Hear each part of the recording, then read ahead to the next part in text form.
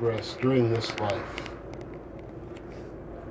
I'm struck by what Rosanne said earlier in congratulating all of us on being born as a human, but that we have this karmic energy that we need to learn how to let go of so that we can be of greater benefit to ourselves and to all others.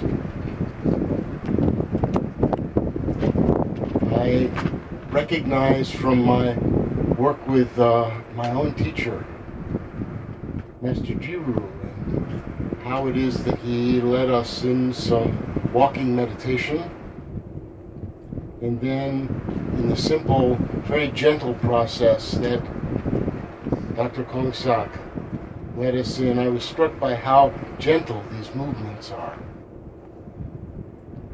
As a psychotherapist, someone who sees people every hour coming in with all sorts of distress, anxiety, depression, physical pain that is untreated,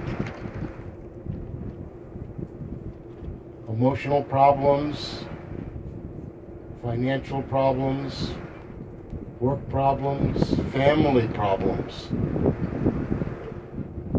The variety of problems is immeasurable, innumerable. They seem endless. And one of the common themes that I see in my work over the last 37 years of working with different varieties of people and their minds is whether or not they are gentle with themselves. They may be gentle with others, but it's so difficult for them to be gentle and loving and kind to themselves. They see their problem as something that they need to get rid of, not realizing that getting rid of that problem, probably another problem will arise.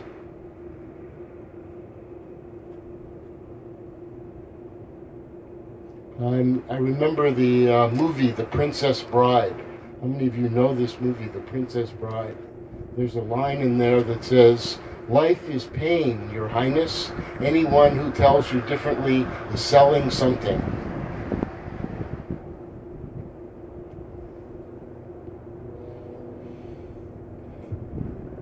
We know that life is difficult. This is the first line of Scott Peck, the psychologist, his book, The Road Less Traveled.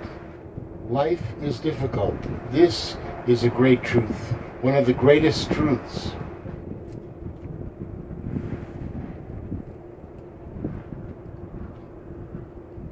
To embrace our difficulties and to recognize that these difficulties are, in a sense, our gift. This is what it is that's going to help us be motivated to make changes. The way in is the way out, T.S. Eliot said, from St. Louis. The importance of being able to embrace our difficulties, to be able to say to ourselves in a gentle and loving and kind manner, a compassionate manner to ourselves, to find that voice, to be able to do this for ourselves. This kind of comfort has less to do with the actual words that we say. It has more to do with the experience itself. Remember when we were children and we fell and we hurt ourselves, our mother would hold us, or our father would hold us, our grandmother, our teacher would hold us. And that feeling of gentleness, of comfort, of loving kindness transcended our distress. Suddenly everything was okay. pain that we were feeling no longer hurt quite as much. Because pain is, in fact, a combination of things. Pain is the sensation that something isn't working right, it needs a little help. It's also fear.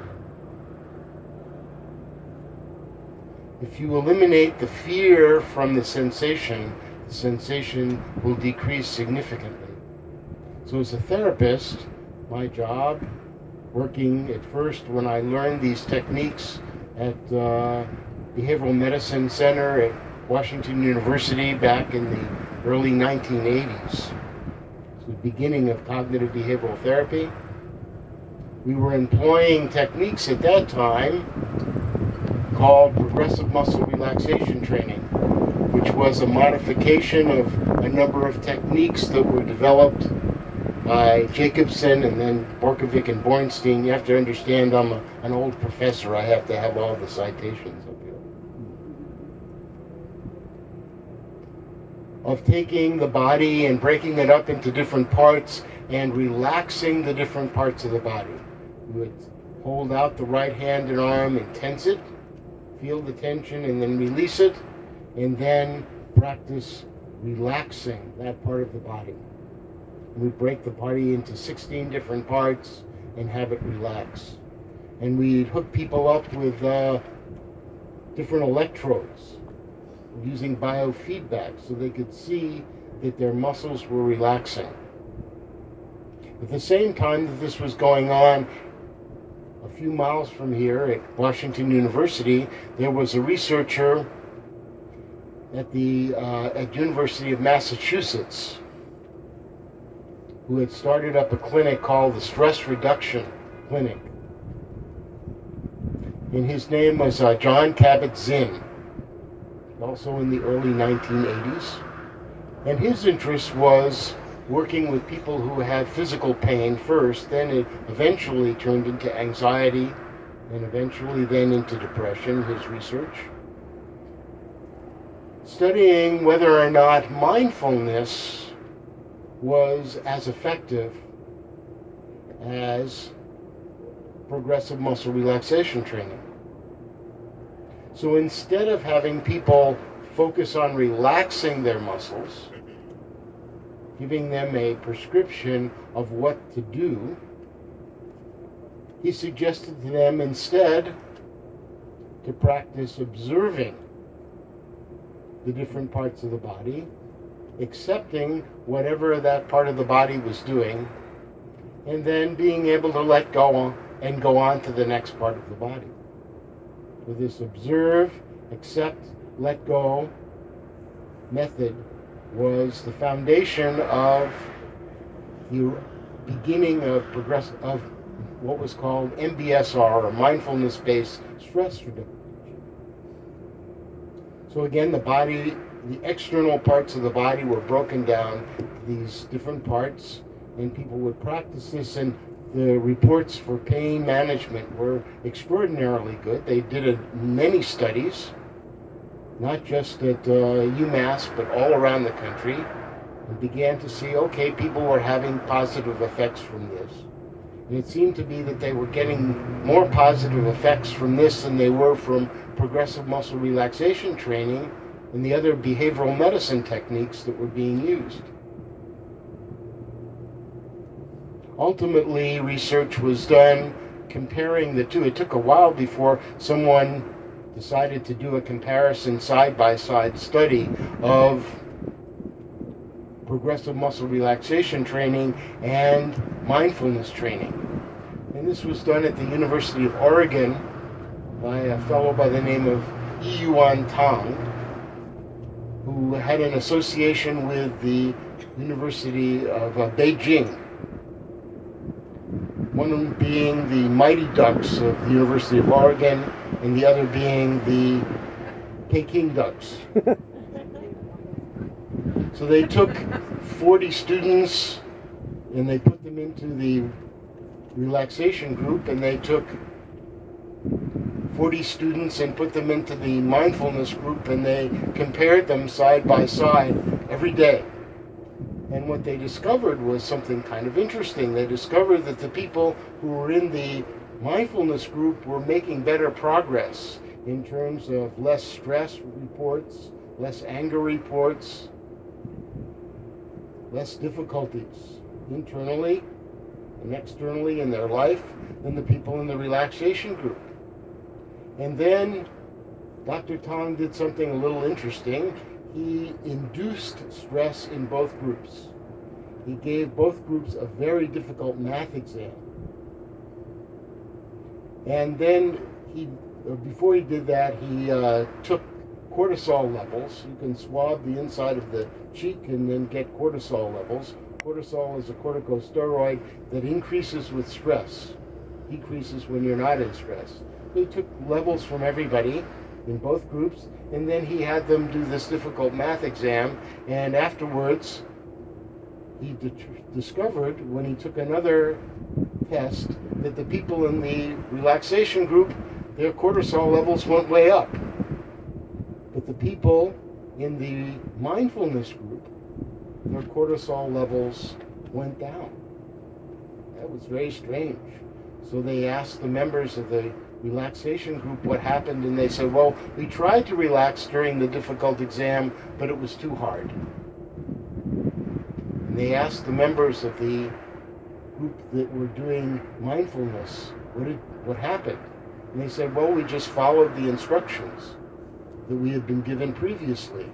We observed the question, we accepted that this was the question, we did the question, and then we let go of the question. No distress. They did much better on the test.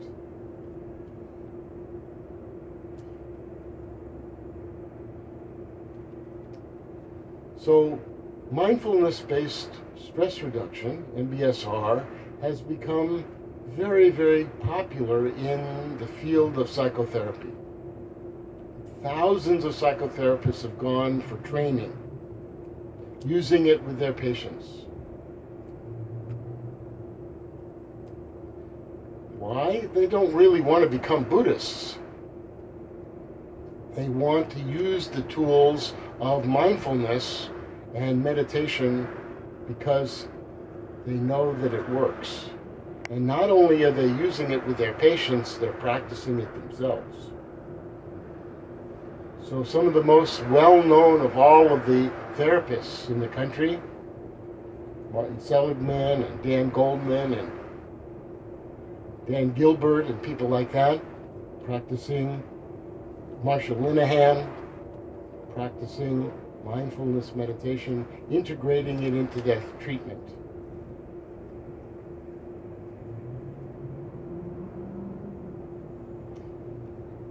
Now, with depression, a little different, because in anxiety you can do mindfulness and meditation almost from the very beginning with a lot of people who have anxiety, because it immediately helps them change their relationship between themselves and the anxiety.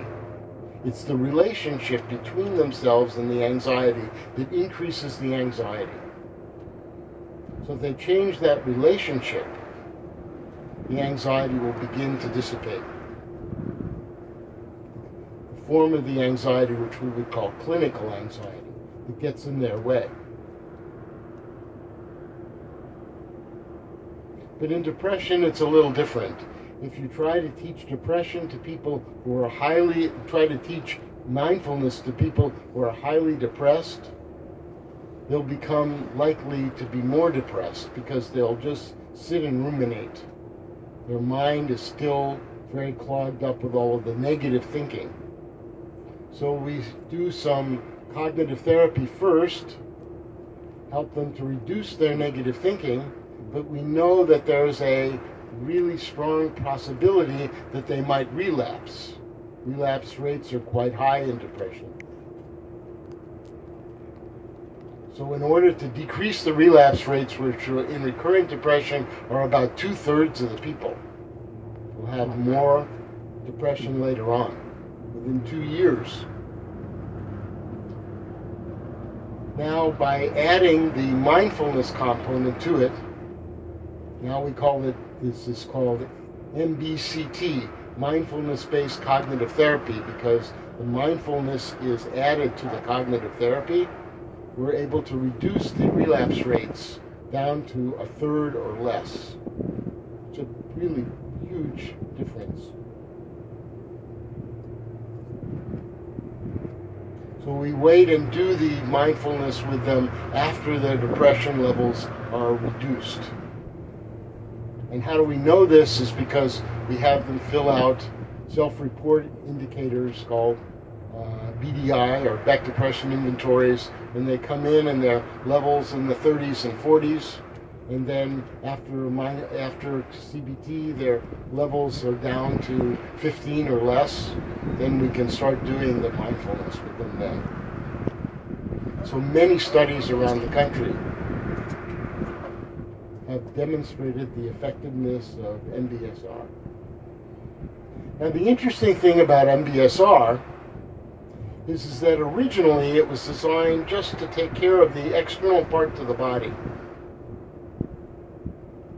The reason that it was designed in this way is, number one, is that it followed the research that had already been done on relaxation training. But number two is that when we knew that there's a relationship between the mind and the brain and the body, because there's what's called the Sensorimotor Ridge. It's located between the ears on the posterior side of the temporal lobe, where the sensations from the body are registered and the motor messages are sent. So if you stub your right toe, you're going to feel it in the upper left part of your body, of your sensory area, because it's laid out upside down and backwards, just like your body is laid out. So this information was well known since the 30s. But doing something on the internal organs was not discussed. Recent research, just in the last few years, done first at the University of Arizona by Bud Craig, discovered that there is a map, just like there's a map of the external parts of the body, there's a map of the internal parts of the body that's located in an area of the brain called the insula, which is a sheath that is on the very outside part of the limbic system that separates the limbic system from the prefrontal cortex and the temporal cortex. Used to be thought of as just a conduit between the higher functions of the brain and the emotional area of the brain, but this part of the brain we now know has a map of the internal organs. So when you think about, not even think about, but you send your awareness to the internal organs of your body, you're actually having an impact on the insula. Now, other research done by Richie Davidson, here in St. Louis at Washington U, giving a series of symposiums back in March. It's kind of like the Albert Einstein of neuropsychology. His research has discovered that, in fact, the insula increases in activity when a person has higher levels of self-awareness. So if you want to increase your self-awareness, one of the best ways of doing that is to be practicing the awareness of the internal organs. Now, who practices the awareness of the internal organs? Well, the followers of the Buddha have been doing this for 2,500 years. This was the exact training that had influenced John Kabat-Zinn to start practicing mindfulness with his patients. So I travel around the country and I give talks, and I recently was in Colorado, in Denver, when I was talking about this, and a therapist came up to me and and said, oh, I just came from an MBSR training in Boston where John Kabat-Zinn came in and he gave an additional training about mindfulness of the body scan. And this time in his body scan, he included the internal organs.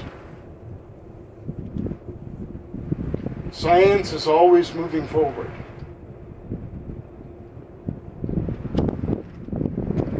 It doesn't stay stagnant. So now we have evidence that mindfulness of the body should include also the internal organs.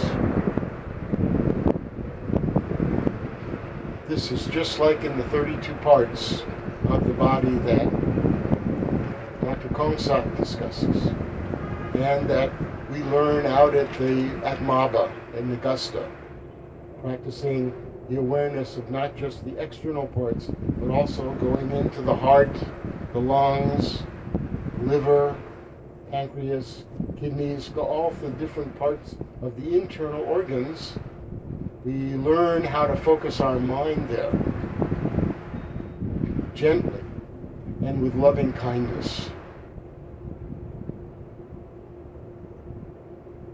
Very important to change our relationship with the difficulties that arise in our life. Learning how to fully participate in life even when there are difficulties.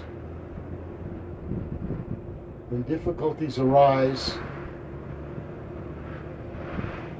welcome them. See them as a way of being able to help you to learn how to be more loving and kind to yourself and to all beings. This way, you will not create an obstacle between yourself and these difficulties, whatever your self happens to be. Eventually, the self begins to dissolve because it doesn't have any difficulties to attach to.